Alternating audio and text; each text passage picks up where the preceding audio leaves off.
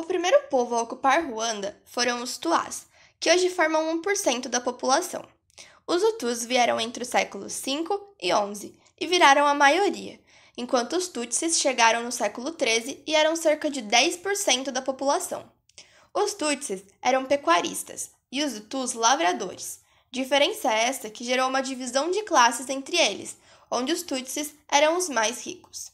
Porém, mesmo assim, os dois povos conviviam em harmonia e até casavam entre si. Toda essa harmonia acabou quando os colonizadores europeus se apossaram da região, mais especificamente a Bélgica. Os belgas perceberam a divisão de classes entre os Tutsis e Hutus e passaram a usar isso a seu favor.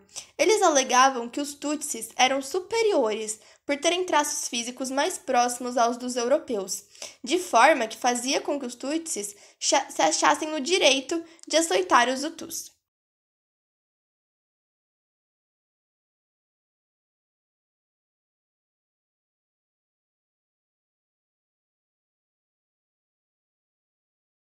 Quando Ruanda ficou independente, em 1962, os Hutus passaram a governar e levar líderes do seu povo a cargos importantes.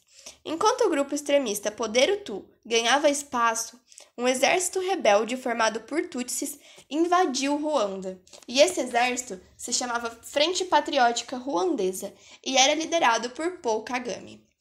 A FPR tentou derrubar o presidente Hutu, Juvenal Abiarama, e esse ataque fez com que a perseguição aos Tutsis apenas aumentasse.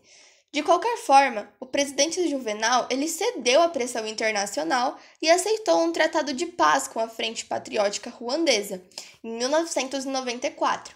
E por mais que os Hutus estivessem irritados, o presidente foi para a Tanzânia assinar esse acordo.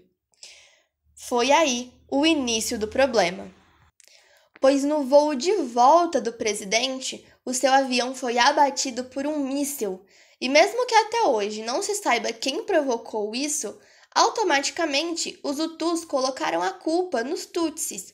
Inclusive, há teorias hoje em dia que dizem que os próprios Hutus fizeram isso como um pretexto para acabar com os Tutsis, mas não sai do campo das teorias.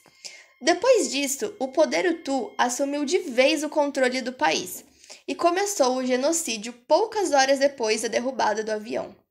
Os cidadãos Hutus eram chamados e incentivados por protestos e até mesmo programas de rádio a matar os Tutsis.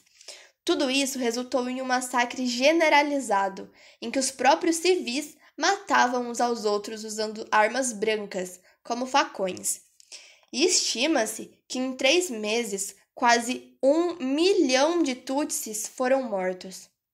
A ONU e a Bélgica tinham soldados em Ruanda na época, porém eles se retiraram quando 10 oficiais belgas foram mortos. Depois de muitas perdas e acontecimentos terríveis, a Frente Patriótica Ruandesa conseguiu vencer a guerra e acabar com o genocídio.